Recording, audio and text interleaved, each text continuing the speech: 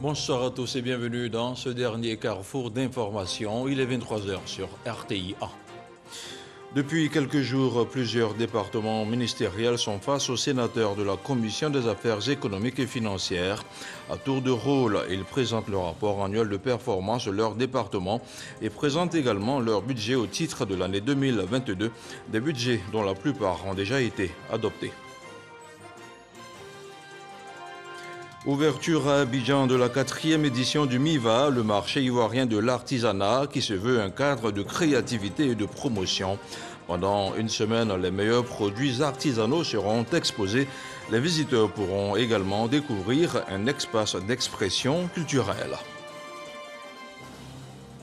Et ce carnage au Mali, au moins 30 civils à bord d'un véhicule de transport ont été mitraillés par des terroristes près de la localité de Bandiagara vendredi dernier. Parmi les victimes, on compte des enfants et des femmes, mais également des disparus. L'État de Côte d'Ivoire a adressé ce soir une note de compassion à son voisin du Mali. Voilà pour les titres. On démarre ce journal avec ce télégramme adressé à son Excellence le colonel Assimi Goïta, président de la transition du Mali. Monsieur le Président, j'ai appris avec consternation la tragique nouvelle de l'attaque meurtrière perpétrée le vendredi 3 décembre 2021 par des individus armés contre un car transportant des passagers vers un marché local dans la région de Mopti, au centre du Mali, qui a causé la mort d'une trentaine de civils et fait de nombreux blessés selon un bilan provisoire. En cette douloureuse circonstance, je voudrais, au nom du peuple et du gouvernement ivoirien, ainsi qu'en mon nom propre, exprimer à votre Excellence, au gouvernement et au peuple frère du Mali, de même qu'aux familles éplorées, mes sincères condoléances et mes sentiments de profonde compassion, tout en condamnant avec fermeté cet acte barbare que rien ne saurait justifier. Je voudrais vous réitérer ma solidarité et celle du peuple ivoirien dans la lutte sans relâche que le gouvernement malien mène sous votre haute autorité contre le terrorisme et l'extrémisme violent qui continue de perturber la paix et la sécurité dans notre sous-région et d'endeuiller nos paisibles populations. Je prie votre Excellence de bien vouloir transmettre aux blessés mes vœux de réconfort et de prompt rétablissement. Signé Alassane Ouattara, président de la République de Côte d'Ivoire. Vous l'aurez compris, les violences aux parties du nord du Mali en 2012 se sont propagées au centre du pays. Vendredi dernier, au moins 30 personnes à bord d'un bus ont perdu la vie dans une attaque terroriste. Des hommes armés non identifiés ont ouvert le feu et tué le chauffeur avant de mettre le feu au bus, selon les autorités. La plupart des victimes sont des femmes qui se rendaient au marché pour y travailler, ont déclaré des sources locales. Cette attaque meurtrière est la dernière en date dans l'escalade de l'insurrection djihadiste au Mali. Ce dimanche 5 décembre, il s'est poursuivi à Yamoussoukro la troisième journée d'examen du projet de finances portant sur du budget de l'État pour l'année 2022. Plusieurs ministères sont passés devant les sénateurs de la Commission des affaires économiques et financières. On peut citer entre autres ceux des domaines de l'environnement, du cadre de vie et de protection de la nature et ceux du développement des infrastructures et des équipements collectifs. On en parle avec Kader Sogodogo.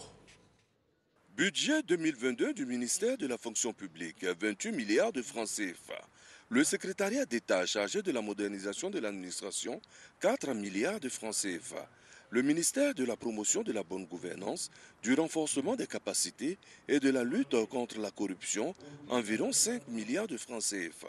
Les responsables de ces entités ministérielles donnent un pan des actions à mener en 2022. Cet argent devra nous permettre d'avoir les meilleurs outils de gestion de ces ressources humaines de l'État, depuis le recrutement, également au niveau de toute la carrière des fonctionnaires jusqu'à la retraite. Nous avons à faire en sorte que les usagers clients soient de plus en plus satisfaits de leur administration. Notre budget sera utilisé sur 3 axes. Il y a l'axe amélioration institutionnelle, renforcement du cadre institutionnel de lutte contre la corruption, l'axe amélioration de la politique de détection des cas de corruption et l'axe 3 qui est l'axe qui vise à sensibiliser nos concitoyens. La santé, 442 milliards 547 millions de francs CFA. La femme, la famille et l'enfant, 28 milliards de francs CFA.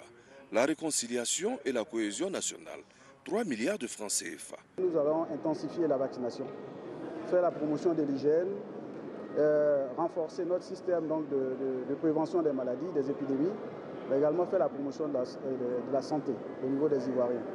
Nous allons également donc, accélérer l'achèvement des différents chantiers importants du programme hospitalier, mais également renforcer les capacités de leadership du personnel soignant pour qu'il délivre des soins de qualité sécurisés et humanisés. Nous allons nous atteler à accroître les services sociaux et économiques offerts aux femmes, aux familles et aux enfants de Côte d'Ivoire. Et cela dans le but de préserver la qualité du capital humain qui est le véritable indice de développement de tout pays. Emploi et affaires sociales, 45 milliards de francs CFA. Le secrétariat d'État chargé de la protection sociale, 3 milliards de francs CFA.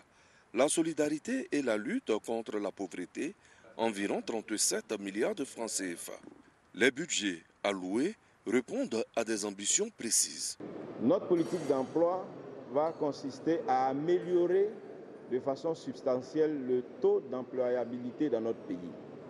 Et notre politique de travail va consister à améliorer la qualité de la décence du travail dans notre pays. Pour 2022, il s'agira de faire de la solidarité une valeur nationale, la valeur la mieux partagée. Ensuite, pour la lutte contre la pauvreté, c'est maintenir les 227 000 ménages bénéficiaires qui sont dans le projet filet socio-productif. Les sénateurs ont posé des questions. Ils ont fait des recommandations. Ces budgets ont par la suite été votés à l'unanimité. Sur un tout autre plan, le directeur de cabinet du ministère de la Promotion, de la bonne gouvernance, du renforcement des capacités et de la lutte contre la corruption était ce dimanche l'invité de RTI1 en prélude à la journée internationale de lutte contre la corruption qui sera célébrée le 9 décembre prochain. Amadou Koné a parlé de la bonne gouvernance en Côte d'Ivoire. Il s'est aussi prononcé sur les efforts du gouvernement pour combattre la gangrène. Je vous propose de suivre un extrait de son passage avec Hamza Diaby. La corruption, avec les indices que nous avons, coûte à la Côte d'Ivoire environ un peu plus de 1300 milliards de nos francs chaque année. C'est 4% de notre PIB, mais mieux, c'est 4 fois l'aide au développement. Donc, il faut faire quelque chose. Ça veut dire qu'on pouvait se passer de l'aide au développement si la Côte d'Ivoire arrivait à maîtriser cette gangrène-là qui tue l'économie, qui tue nos sociétés. On pense que quand on est nommé à un poste, on doit plutôt voir les privilèges liés à ce poste-là. On doit voir ce qu'on peut faire comme malversation, malheureusement, par rapport à ce poste, alors que ça devait être le contraire. C'était le challenge lié à relever le défi, parce que c'est un défi, un poste qu'on vous donne. Et comment est-ce qu'améliorer le quotidien des Ivoiriens, qui devait être la priorité. C'est ce que le président nous demande de faire de cela notre combat. Et le ministère est engagé, avec les autres institutions en charge de cette question-là, de lutter efficacement et éradiquer la corruption en Côte d'Ivoire. Progressivement, ce que la Côte d'Ivoire veut, c'est d'être parmi les meilleurs. Aujourd'hui, pendant la décennie, je pense que la Côte d'Ivoire l'a démontré au monde entier que nous sommes un des meilleurs en termes de croissance macroéconomique.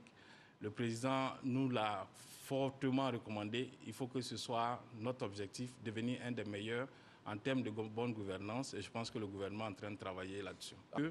Nous avons commencé à développer des plans stratégiques. Nous avons besoin de la participation citoyenne parce que ce n'est ni le chef de l'État, ni le gouvernement à lui seul qui va arriver à éradiquer la corruption en Côte d'Ivoire, mais c'est les Ivoiriens. C'est les Ivoiriens qui doivent en faire une priorité. Et on regarde maintenant le point de la situation de la Covid-19 au 5 décembre.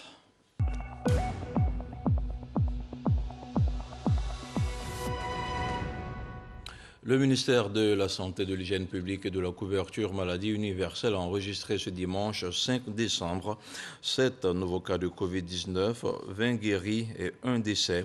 À la date du 5 décembre 2021, la Côte d'Ivoire compte donc 61 824 cas confirmés, dont 60 864 personnes guéries, 706 décès et 248 cas actifs. Le ministre de la Santé, de l'Hygiène publique et de la couverture maladie universelle invite toutes les personnes de plus de 18 ans à se faire vacciner dans les centres dédiés. Il rappelle que la vaccination contre la Covid-19 est gratuite et volontaire. Le recensement général de la population et de l'habitat se poursuit. On en parle juste après.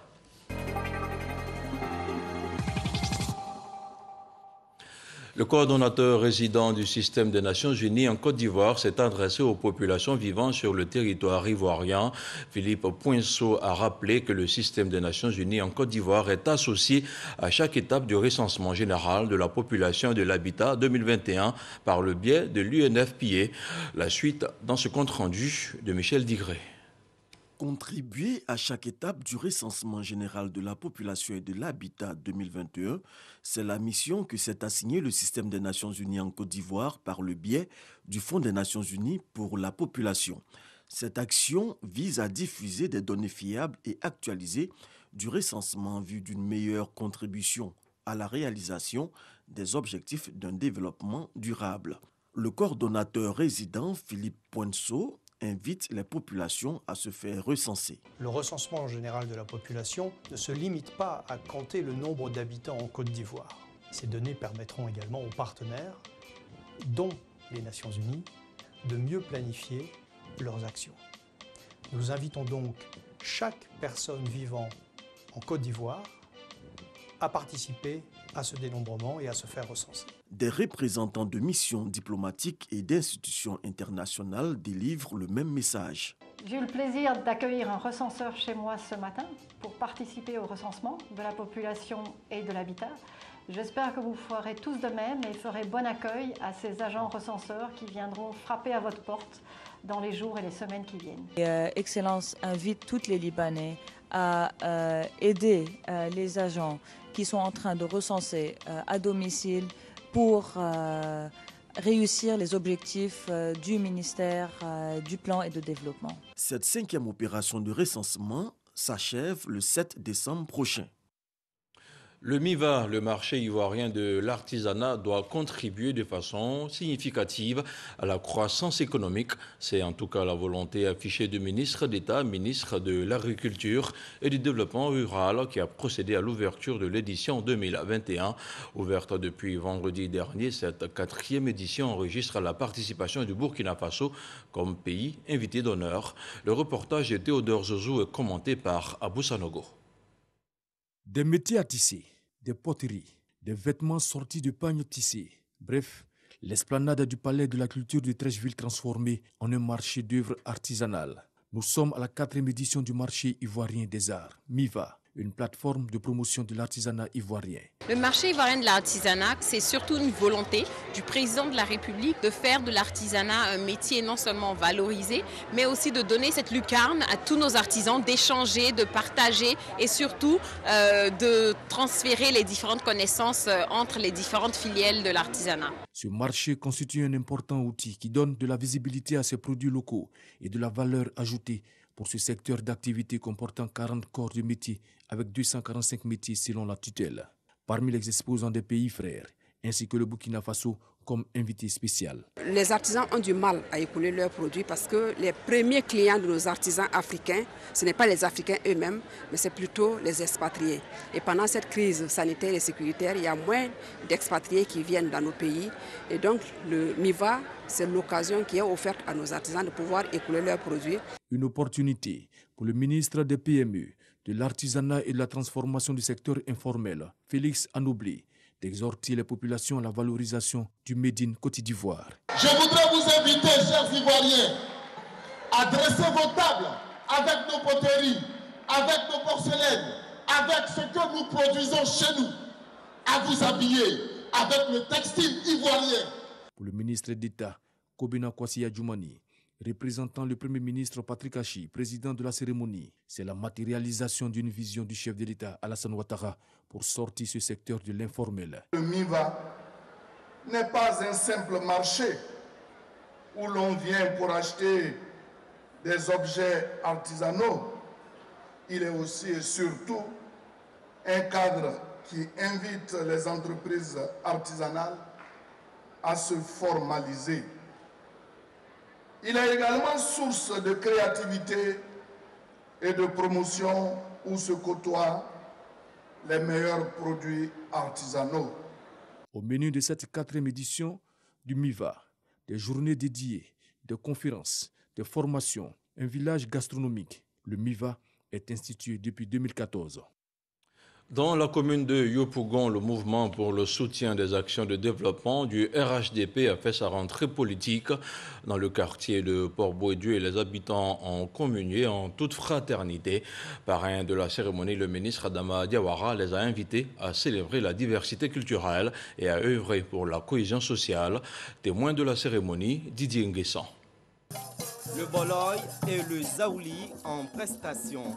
Nous sommes à Yopougon-Port-Bouédieu à la cérémonie de rentrée politique du mouvement de soutien aux actions de développement du Rassemblement des oufettistes pour la démocratie et la paix, le Moussad RHDP. Hommes, femmes, enfants et vieillards sont tous mobilisés pour parler de cohésion sociale, mais aussi de développement local. Et le choix est porté sur un fils de Yopougon, proche des populations qui le lui rendent bien, le ministre Adama Diawara. Cette cérémonie revêt un double caractère. D'abord, magnifier notre leader, notre guide, notre boussole, le président Alassane Ouattara, à travers toutes les actions qu'il pose pour le développement de la Côte d'Ivoire. Et ensuite, traduire en actes concrets au niveau de nos bases tout ce qui est fait pour le bonheur du peuple ivoirien. Ce sous-quartier de Yopougon, selon le Moussad, est pour le RHDP ce qu'est le KwaZulu-Natal pour l'ANC en Afrique du Sud, un bastion qui épouse surtout la politique de développement. C'est pourquoi, tour à tour, les responsables des jeunes, des femmes, ont invité le parrain Adama Diawara à les appuyer pour le financement de projets. Le ministre Adama Diawara a décliné les actions gouvernementales, notamment le projet de société Côte d'Ivoire solidaire, et entend tordre le cou aux préjugés. Je suis venu expliquer à la population que, contrairement aux contre-vérités qui sont véhiculées par les oiseaux de mauvais augure, le président de la République, son Excellence M. Alassane Ouattara, son gouvernement et son parti, le grand RHDP, ne les ont pas du tout oubliés. La preuve en est que le ministre du président Ouattara que je suis est venu ce matin leur rendre visite, s'enquérir de leurs nouvelles et prendre connaissance des difficultés qui les assaillent actuellement. Être à l'écoute des populations et répondre à leurs aspirations. Parmi ces problèmes qui ont été évoqués ce matin, il y en a dont la résolution relève de la mairie de Yopougon. Ces problèmes-là, je vais les transmettre au maire de la grande commune de Yopougon, le grand frère Koné Kafana Gilbert. Pour les autres problèmes qui relèvent de l'action gouvernementale directe, j'en parlerai au ministre concerné. J'en ai profité également pour leur parler de paix, de l'instauration de la paix par le président Ouattara. De la paix avec tout ce que cela va avec, comme union, fraternité, cohésion sociale, vivre ensemble.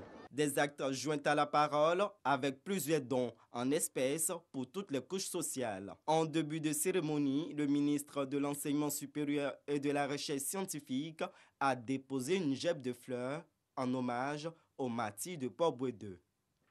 Et hier samedi, le village d'Ebra, dans le sud Comoé, a rendu un vibrant hommage au président de la République, Alassane Ouattara. Les nombreuses actions de développement du chef de l'État sont le motif de cette célébration. La cérémonie d'hommage et de remerciement au président de la République s'est tenue en présence de plusieurs personnalités. Plus de détails avec Astou Touré. Ebra est désormais désenclavé durablement avec le bitumage de l'axe Bégerville-Eloka, Eloka-Ebra. Ce rêve, longtemps caressé par les populations, est devenu réalité en cette année 2021 par la volonté du président de la République, Alassane Ouattara. Une réalisation qui ouvre de nouvelles opportunités de développement pour les populations vivant à Ibra et environ.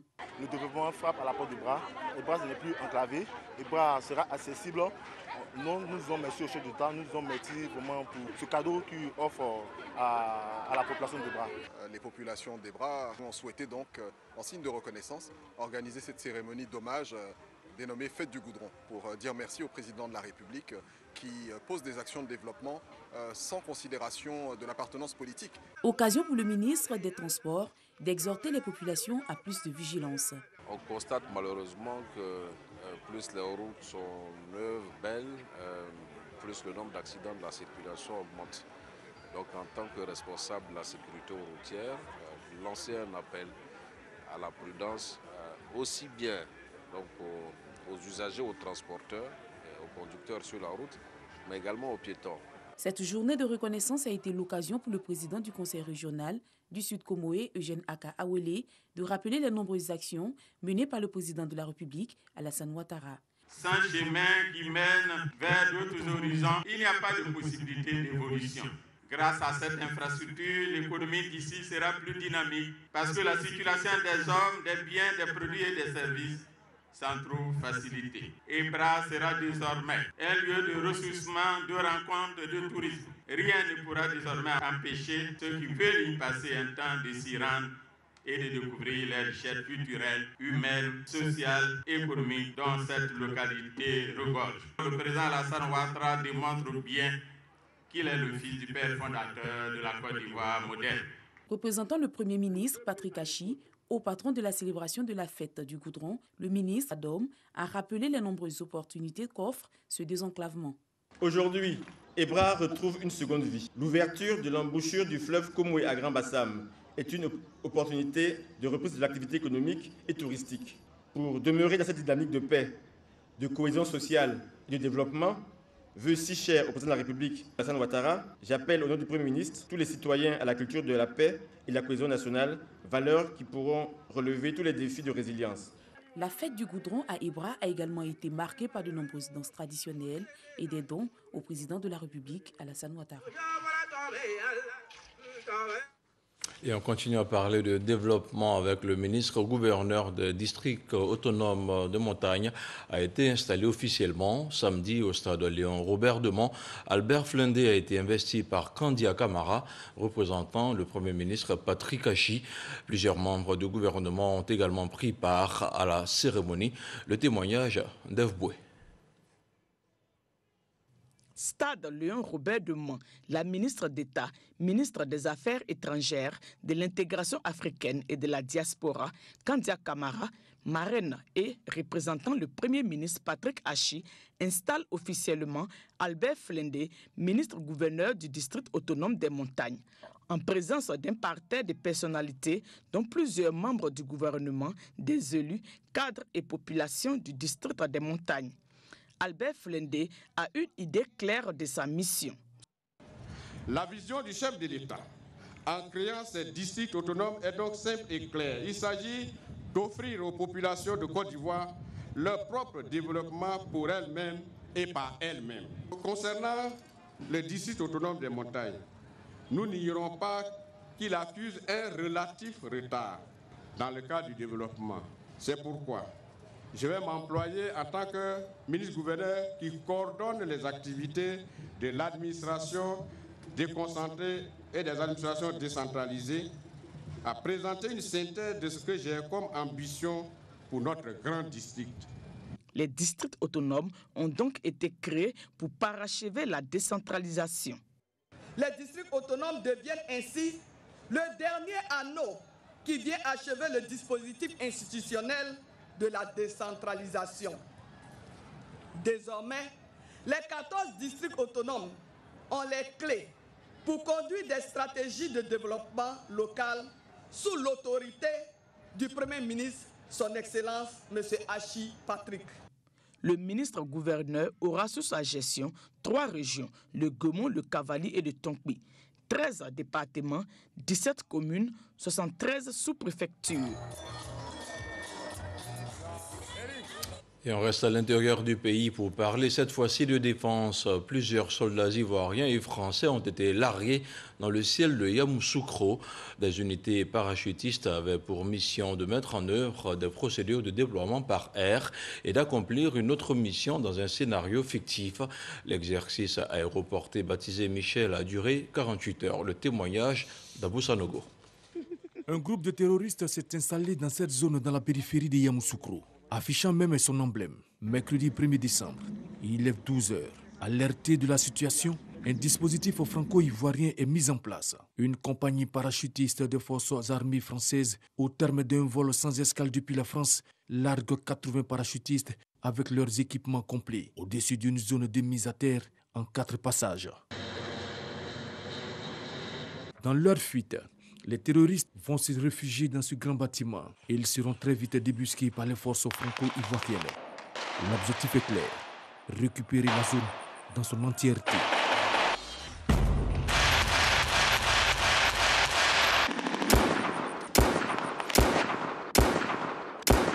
Jeudi 2 décembre, base aérienne d'Abidjan, 7h30. Les renforts se préparent. L'ensemble de parachutage du combattant est inspecté. Ces renforts français et ivoiriens seront projetés depuis Abidjan sur la même zone de mise à terre. Ils vont renforcer les dispositifs déjà en place et créer un poste de commandement tactique conjoint franco-ivoirien. Et pour ce faire, ils bénéficient du soutien du chef d'état-major général des armées, le général de corps d'armée, Lassina Doumbia, qui va embarquer à bord de l'avion de transport tactique. Dans la soute, chacun a pris connaissance de la vitesse des vents aux différentes altitudes. À 10 minutes du saut, on inspectait une dernière fois chaque homme et chaque équipement. À 3 minutes, il se rapproche de l'ouverture en une colonne, puis bras écartés, il se laisse chuter.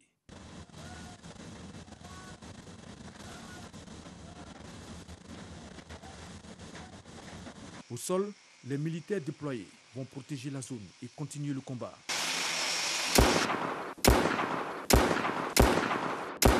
Tout ceci est un exercice aéroporté baptisé Michel, dont la finalité est de partager les savoir-faire et de développer l'interopérabilité entre les différentes unités aéroportées des deux pays. Nous travaillons pour nous, les forces françaises en Côte d'Ivoire, systématiquement en liaison avec notre partenaire ivoirien. Les parachutistes ivoiriens engagés ont pu échanger sur leur mode d'action et démontrer ainsi leur capacité à interagir. Il s'agit de driller nos procédures en cas d'un éventuel engagement conjoint. Nous mettons un point d'honneur à ce que nos hommes soient bien entraînés, maîtrisent les savoir-faire qui leur sont exigés pour leur emploi. La Côte d'Ivoire a été choisie pour cet exercice en raison des relations de confiance entre les forces françaises en Côte d'Ivoire et les forces armées de Côte d'Ivoire, qui ont développé des compétences communes et coopèrent étroitement ensemble dans le cadre des liens qui unissent les deux pays.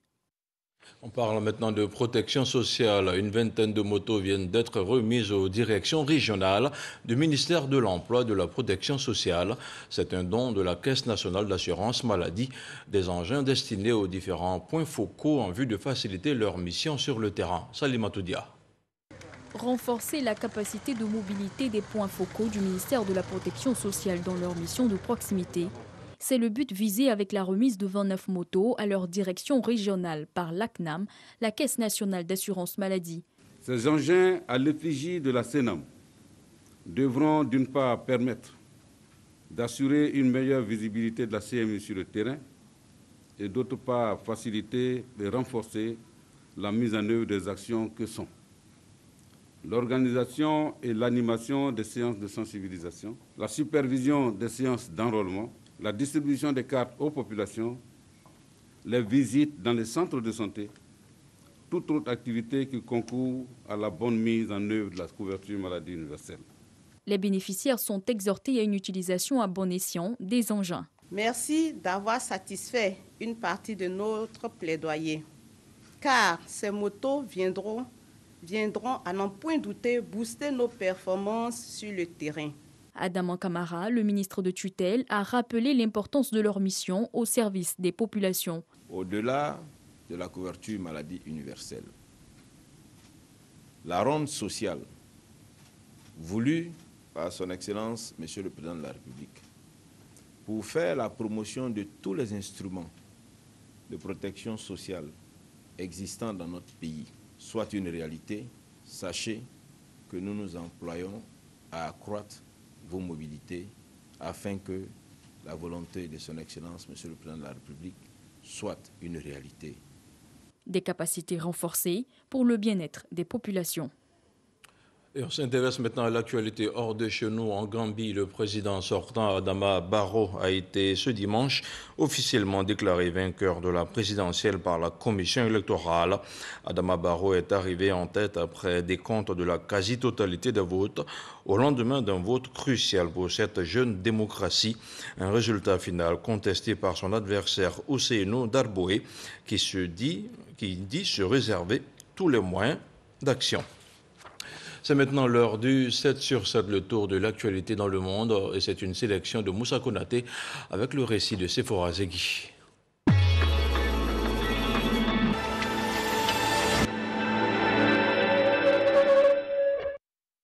Le 8e forum sur la coopération sino-africaine s'est ouvert à Dakar en présence du président chinois. Xi Jinping a promis 1 milliard de doses de vaccins anti-Covid pour le continent. La Chine est le partenaire commercial le plus important du continent africain. Les échanges directs s'élèvent à plus de 200 milliards de dollars en 2019 selon l'ambassade chinoise à Dakar.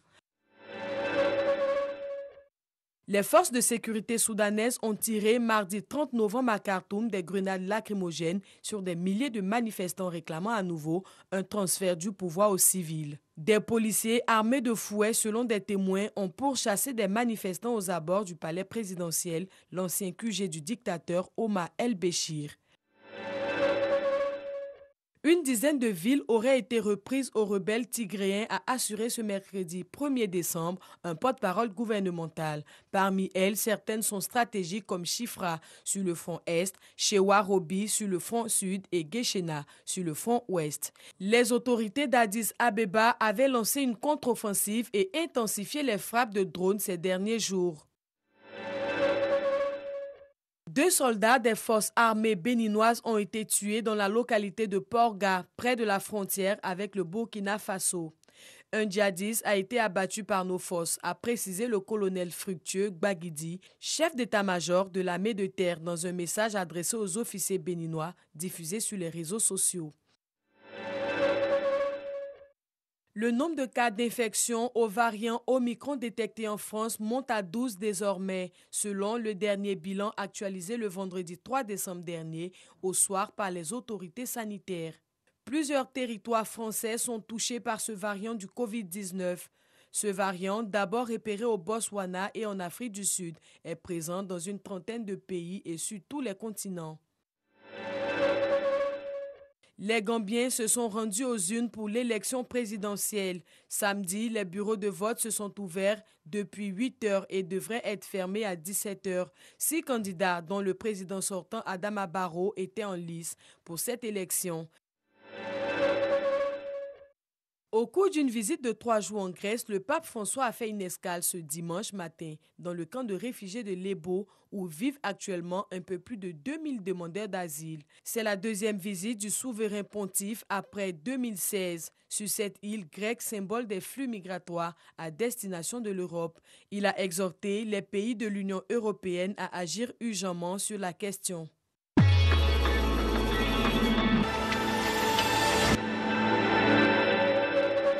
Et c'est ici que le train de l'information s'arrête ce soir. N'oubliez pas de suivre le 6h30 lundi matin avec Régis Kofi. Merci à Mariette Alamba ce soir à la réalisation de cette demi-heure d'information.